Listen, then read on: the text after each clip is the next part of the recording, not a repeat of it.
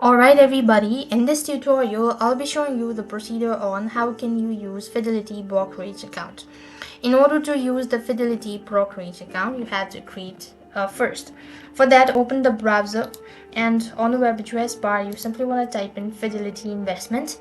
This is going to take you to the official field. So click on the link that appears at the top. So now what you need to do is click on open an account at the bottom of the page. This is going to take you to the next field.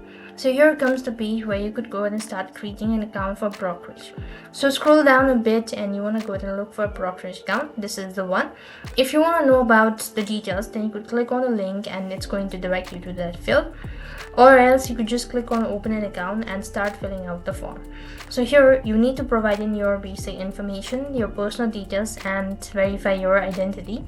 So once you are done with that procedure, you will then be able to see that you've successfully created your Fidelity Brokerage account, and next you will then be a Fidelity Brokerage account.